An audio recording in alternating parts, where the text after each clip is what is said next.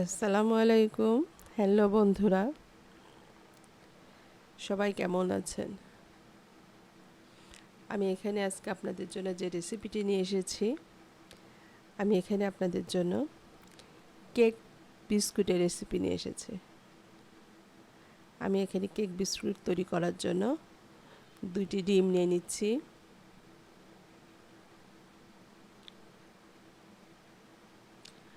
আর ডিমটি অবশ্যই ফ্রিজের নয়, ফ্রিজ থেকে আমি আগের থেকেই প্রায় 2 ঘন্টা আগে আমি এটি বের করে রেখেছিলাম।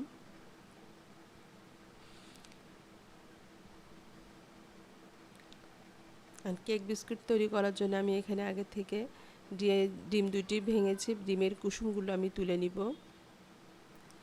আর আমি এখানে নিয়ে নিচ্ছি 1/3 কাপ পরিমাণে চিনি,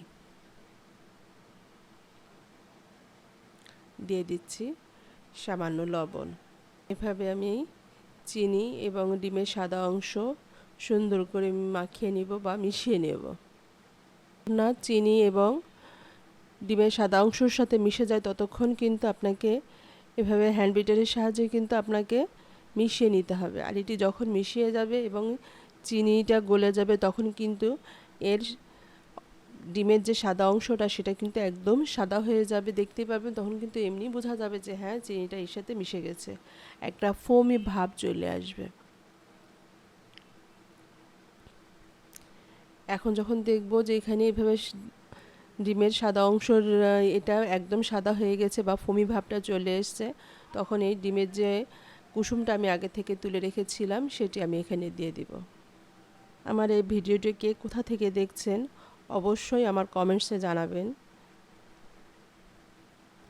আর আমার চ্যানেলের পাশে থাকবেন। এখন আমি এখানে একটি পাত্র নিয়েছি এবং নিয়ে নিয়েছি একটি চালনি, দিয়ে দিচ্ছি 1 কাপ পরিমাণে ময়দা, দুইটি ডিমের জন্য 1 কাপ পরিমাণে ময়দাই যথেষ্ট। দিয়ে দিচ্ছি 1/2 কাপ পরিমাণে এখানে আমি গুঁড়া দুধ নিয়ে নিচ্ছি। আর দিয়ে দিচ্ছি বেকিং পাউডার। এখানে আমি 1 চামচ পরিমাণে বেকিং পাউডার নিয়েছি। আপনারা যদি হাতের কাছে বেকিং সোডাও থাকে সেটি এখানে 1/2 চামচ পরিমাণে ব্যবহার করতে পারেন। লবণটা আমি আগে দিয়ে দিয়েছি। লবণটা যদি আমি এখানে চালার সময় দিতাম তাহলে লবণটা কিন্তু একবারে চেলে ভিতরে যেত না। এইভাবে চামচের সাহায্যে আমি যেটি দলা বেঁধেছিল সেটি এভাবে আস্তে করে দলাটা ভেঙে দিলাম। আমি এভাবে মিক্স করব। আর যেটি সাইড করে রেখেছি আমি এখানে দিয়ে দিলাম কয়েক ফোঁটা ভ্যানিলা এসেন্স। আর দিয়ে দিচ্ছি 1/2 কাপ পরিমাণে তেল। আমি ময়দাটা দেওয়ার আগেই কিন্তু তেলটা দিয়ে দিলাম এবং 1-2 মিনিট আমি একটু ভালো করে সব কিছুর সাথে মিক্সড করা আমার হয়ে গেছে। এখন আমি এটি দিয়েই সুন্দর করে কিন্তু মাখিয়ে নেব। গুঁড়ো এখানে আমি যে মিক্সারটি আগে থেকে চেলে রেখেছিলাম এইগুলো কিন্তু এই ময়দাটা কিন্তু আমি অল্প অল্প করে দিব। আর এইভাবে এটি ঘুরিয়ে ঘুরিয়ে আস্তে আস্তে আমি সুন্দর করে মাখিয়ে নেব। আর মাখানোটা খুব আস্তে করতে হবে, কেননা যদি এখানে ফোমি ভাবটা আপনি একটু জোরে মাখাতে চান তাহলে ফোমি ভাবটা কেটে যেতে পারে, তাহলে কিন্তু কেকটা সুন্দরভাবে হবে না। তাই এইভাবে অল্প অল্প করে দিয়ে কিন্তু আপনাকে মাখিয়ে নিতে হবে।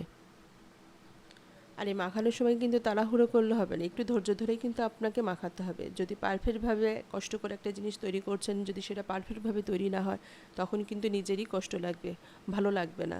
তাই অবশ্যই চেষ্টা করবেন এই কাজটি একটু ধৈর্য ধরে করার জন্য। এখন আমার বাকি যেটুকু ছিল সেটুকু কিন্তু আমি দিয়ে দিলাম, দিয়ে এভাবে সুন্দর করে মাখিয়ে নিচ্ছি। মাখানো কিন্তু আমার হয়ে গেছে, আরও একটু মাখাতে হবে আমার। আমি আরও একটু কিছু সময় মাখিয়ে নিচ্ছি। মিশ্রণটি এখন দেখলেই বুঝতে পারবেন যে হ্যাঁ, মাখানোটা পারফেক্টভাবে হয়ে গেছে।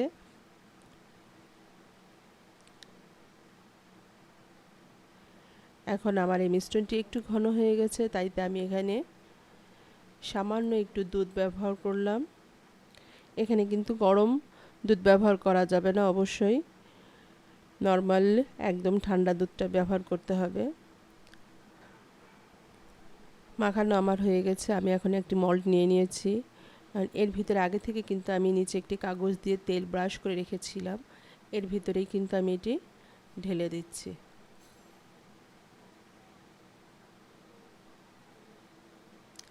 আপনাদের ওই মিক্সি যখন এটি মিশানোর সময়, কেক তৈরি করার সময় মিশ্রণটি যদি একটু ঘন মনে হয়ে থাকে, তাহলে আপনারা কখনোই পানি ব্যবহার না করে অবশ্যই চেষ্টা করবেন একটু দুধ ব্যবহার করার জন্য। আমি এভাবে একটু ফোল্ড করে নিচ্ছি, যাতে ভিতরে কোনো বাতাস না থাকে বা কোনো লাম্পস না থাকে। এখন আমি আগে থেকে একটি পাত্রে একটি স্ট্যানার দিয়ে এভাবে একটি ঢাকনা দিয়ে চেপে দিয়েছিলাম। আর এর ভিতরেই কিন্তু আমি এই কেকের মিশ্রণটি দিয়ে দিচ্ছি। আমি এবারে ঢাকনাটি দিয়ে দিলাম। উপর থেকে আমি আরও একটি ঢাকনা দিয়ে দিব। ফিরে আসছি 40 মিনিট পরে কেকের অবস্থানটা দেখার জন্য। আমি কিন্তু এর ভিতরে ঢাকনাটা একবারের জন্যও খুলিনি। আর চুলোর আঁচটি কিন্তু আমি একবারে মিডিয়ামে থেকে একটু লোতে রেখেছিলাম। দেখুন কতটা সুন্দর হয়েছে, একদম পারফেক্টভাবে কিন্তু তৈরি হয়েছে। এখন আমি একটি কাঠির সাহায্যে দেখতেছি ভিতরে কাঁচা আছে কিনা। না, কাঠিটা একদম সুন্দরভাবে উঠে আসছে। এখন আমি এটি নামিয়ে নিব। এটি এখন গরম, একটু ঠান্ডা হলে তবে আমি একটি তুলে নেব।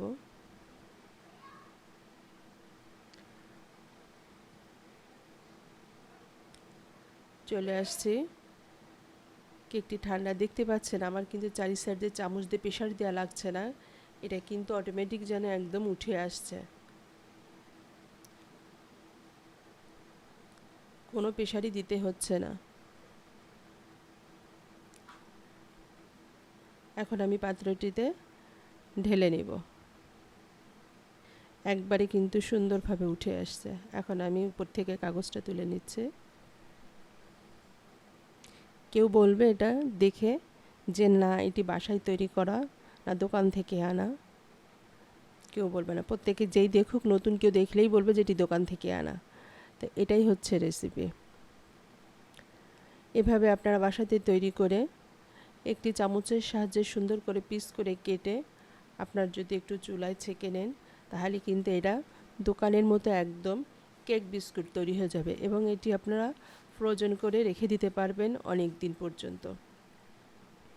এই কেকটি আপনারা চায়ের কাপেও খেতে পারেন, বাচ্চাদের টিফিনও দিতে পারেন, এখন আমি একটি চামচের সাহায্যে আপনাদের কেটে দেখিয়ে দিচ্ছি।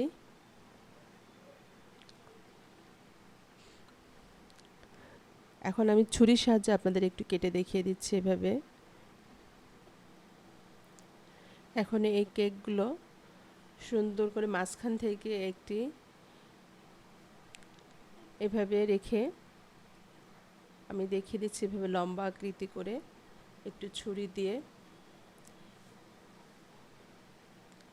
এইভাবে 2 পিস করে, একটি কেককে এভাবে 2 পিস করে একটা সাইড করে রেখে দিচ্ছি। এইভাবে পিস আকারে তৈরি করে আপনারা যদি চুলাইতে একটি রুটি করা তাওয়া বসিয়ে তাতে অল্প অল্প করে ছেঁকে নেন, তাহলে কিন্তু এটি তৈরি হয়ে যাবে আপনাদের কেক বিস্কুট। এভাবেই আপনারা বাসাতে কেক বিস্কুট তৈরি করে নিতে পারেন। আবার আপনাদের সাথে দেখা হবে নতুন কোনো রেসিপিতে। আল্লাহ হাফেজ।